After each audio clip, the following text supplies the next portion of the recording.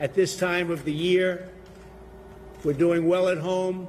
The economy is doing really great. When you come back, you're going to see with the jobs and companies coming back into our country, and the stock market just hit a record high. Unemployment's the lowest it's been in 17 years. So you're fighting for something real. You're fighting for something good. Now we're working on tax cuts, big, fat, beautiful tax cuts. And hopefully we'll get that, and then you're going to really see things happen. But as you can imagine, the left would rather paint a picture of gloom and doom. Here's Bernie Sanders.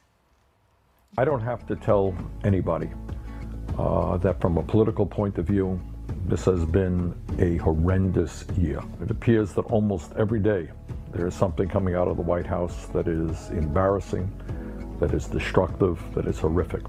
Our job now is we enjoy this holiday with our family and our friends, is not only to take on Trump's divisive actions, his desire to divide us up based on the color of our skin or our sexual orientation or where we were born or our religion or whatever. Not only do we have to take them on, we have to do something else. And that is move this country forward. The president, not one to shy away from his critics, tweeted about his busy schedule today, quote, "After Turkey call, I will be heading over to Trump National Golf Club, Jupiter, to play golf quickly with Tiger Woods and Dustin Johnson. Then back to Mar-a-Lago for talks on bringing even more jobs and companies back to the USA." Now, he is very considerate to golf quickly, and that is not easy to do. Because Tiger Woods loves to yet go again, quickly. exactly. Yeah. It's just yet again an example of his greatness, Jesse, right? That's he's right. a quick golfer. And I'm sure he scored better than Tiger. And he'll probably tell everybody he did. Listen, I think there's a huge difference in these two people. Trump came out and said what was going well in America in the people's lives, the stock market, unemployment, jobs. And listen to what Bernie Sanders said. He said, from a political point of view, everything's a disaster. So he's just talking about politics. And from a political point of view, I agree. It's been a disaster for the Democrats. They've had a terrible year. He also made me fall asleep listening to him. He looks very comfortable. And I love everything looks gray. His hair, the sweater, the background. This is the leader of the Democratic Party. This is the leader of tomorrow.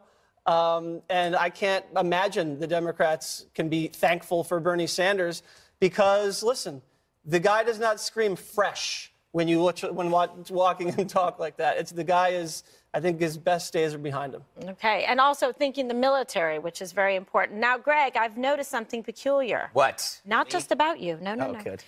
It looked like Bernie has one of your sweaters. That's true. You know, I was missing that gray one, and you better get it dry clean. Gray? I don't want that, you know, that unusual socialist odor on it. You know, this comparison reflects the prison of two ideas. You know, we're you know, in the media, we're expected to be one way or the other. You're either on the Trump train or you think he's evil.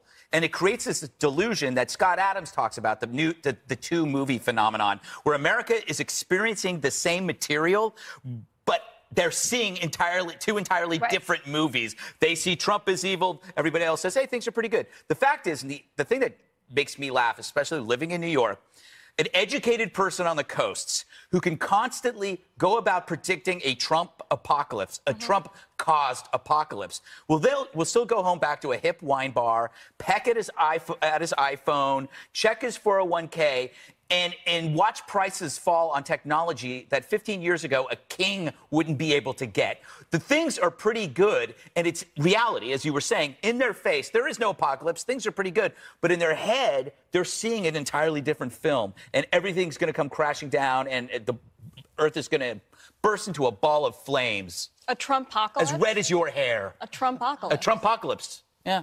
Very good. We should play a drinking game every time you mention Scott Adams. Yeah, Yes.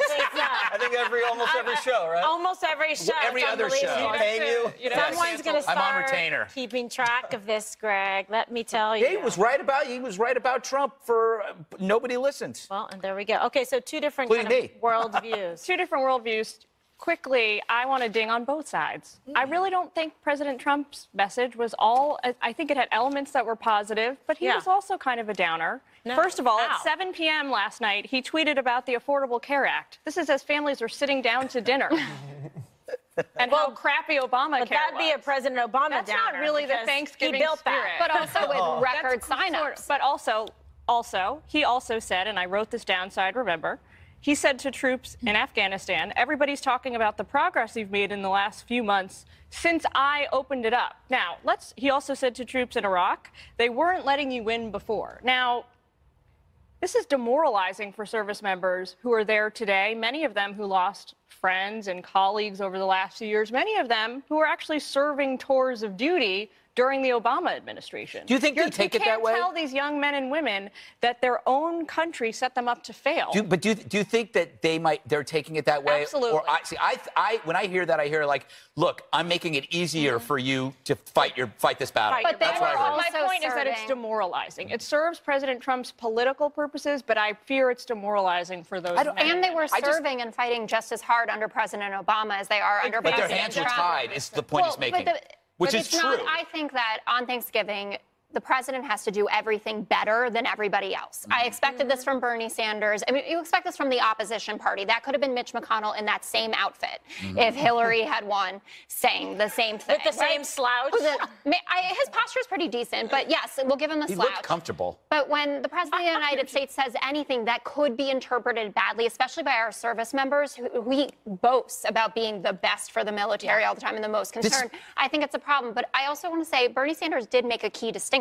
What was it? Where he, I will tell you, where he actually didn't go into the policies that were problematic, because we know about the health care bill and the tax reform bill, which Democrats and a lot of Republicans think are not good for Americans. But he was talking about the vibe and the rhetoric and where the country is, that we're more divided than ever, and that that's a product of the White House. So I think it is a little bit more nuanced than it was just like, this is all terrible. It was it's so funny, though, as a Democrat talking about divisiveness, they invented identity politics. They pushed that agenda instead of actually meeting the concerns of the American public about law and order, about terror, about border. Instead, they talked about pigment. They made pigment their politics. To the point about the military thing, this is an example of what the two-movie scenario is. He says something, and one side says, oh, my God, that's demoralizing. And then the other side says, no, he's basically saying that he loosened the screws so they could get more done. People see two different movies after hearing the same thing. Mine's right, though. But the president did mention his celebrity friends in his tweet. You might want to tell him.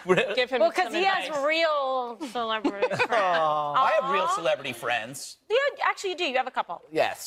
Who are they? Directly Lou Dobbs. Lou Dobbs and Kilmeade. Well, he's not a celebrity. Oh, ouch. I'm going to wrap I that love up. his new hairpiece, though. Yeah, he was supposed to be here for you today. I guess, yeah.